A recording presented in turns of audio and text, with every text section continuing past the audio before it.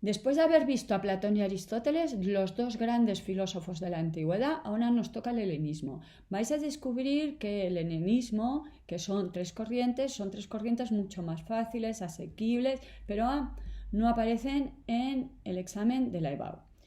¿Qué es el helenismo? Bueno, cuando muere Aristóteles hasta que lleguemos a San Agustín, van a pasar 6 siglos.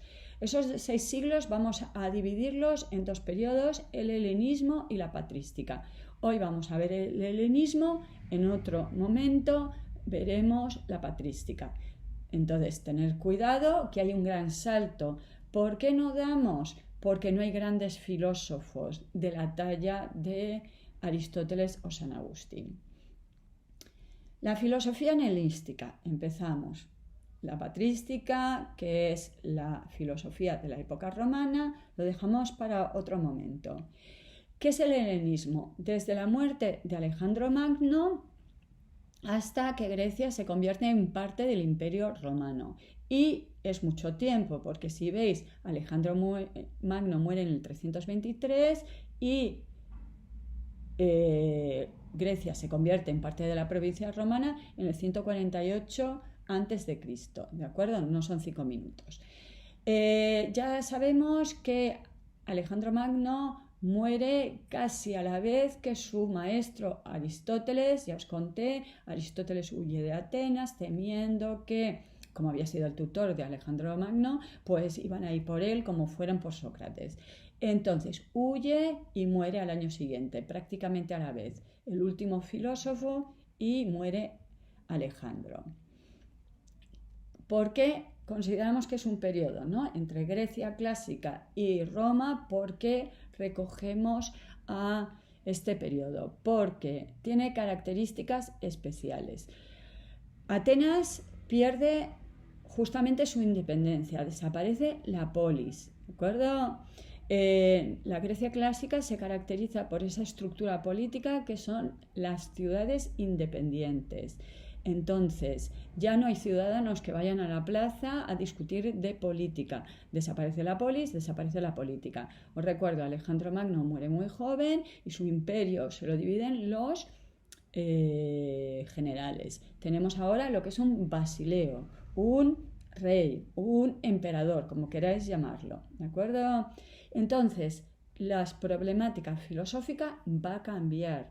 Ya no van a ser los mismos problemas porque el mundo ha cambiado. ¿En qué ha cambiado? Pues ya el ser humano no va a ser animal político.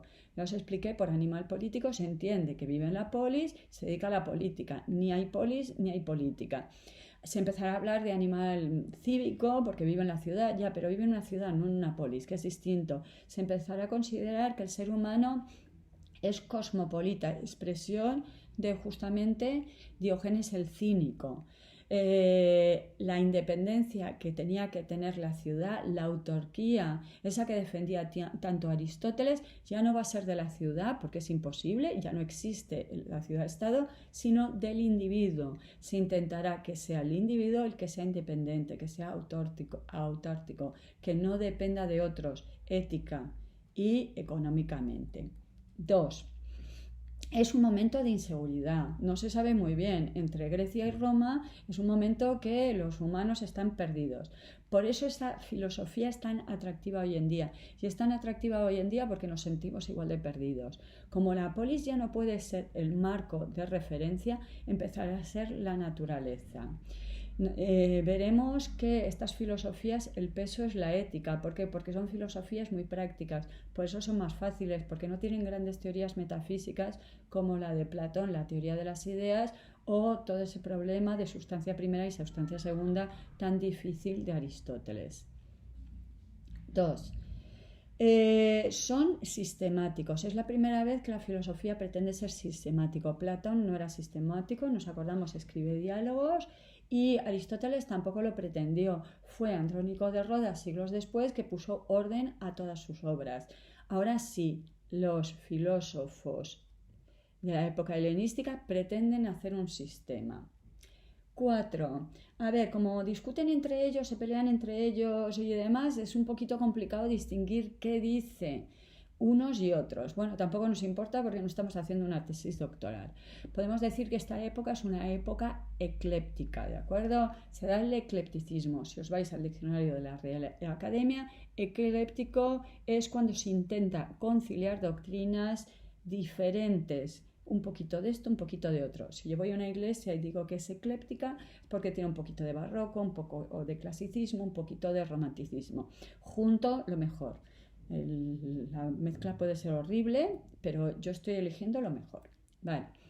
Vamos a empezar con la primera, que es el estoicismo.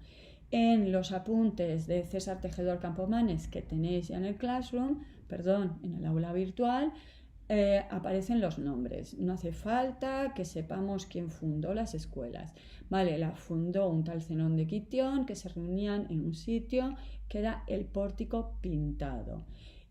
Aristóteles y sus alumnos se reunían en una escultura dedicada a Pololiceo. Los alumnos de Platón se reunían al lado de una escultura dedicada a Eleuterio Academos, y ahora estamos aprendiendo que estos señores se reunían en un pórtico pintado, que es lo que significa stoa poikile, pórtico, el lugar, ¿vale?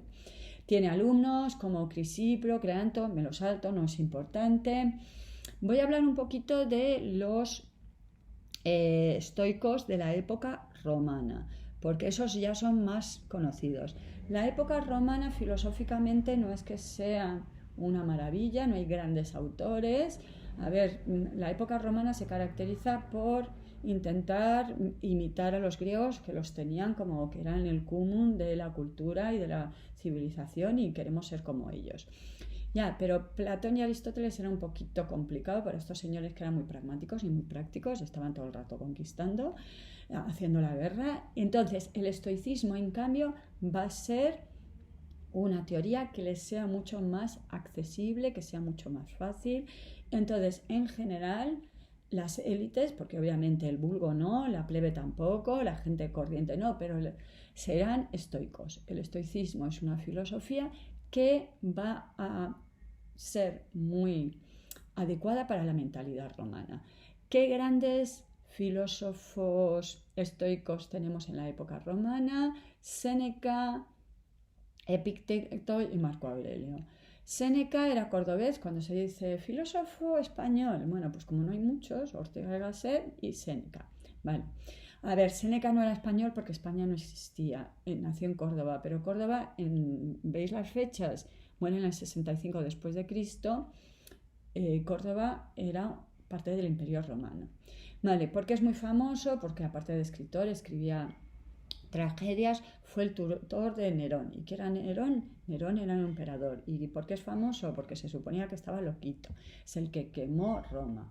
Vale, que luego hemos descubierto que ni siquiera estaba en Roma. O sea que, a ver, esta idea de que hay emperadores que son loquitos es una forma de publicidad del emperador que llega y dice, estos que había antes estaban con majaras, ¿no? Tenemos a Calígula, tenemos a Nerón como autores, como emperadores que el poder se les había subido a la cabeza, ¿vale? Es verdad que Nerón aprovechó que se había quemado Roma para construir Roma. Luego tenemos Epicteto. Epicteto era un esclavo, ¿vale? No es tan famoso como Séneca, pero nos sirve para ver que el estoicismo es una filosofía que incluso puede aceptar un esclavo que no es una persona excesivamente culta. Y por último tenemos a Marco Aurelio. ¿Quién es Marco Aurelio? Truco, los trucos no se ponen en los exámenes. Si hemos visto la película de Gladiator, es el emperador que muere al principio, el bueno, ¿vale? Tenemos emperadores loquitos como Nerón y buenos emperadores como Marco Aurelio, ¿de acuerdo? Estos son los emperadores que hubo en la época romana. Y como ya el vídeo está saliendo un poquito largo, voy a pararme, ¿de acuerdo? Y sigo en el próximo vídeo explicando el estoicismo. Hasta ahora.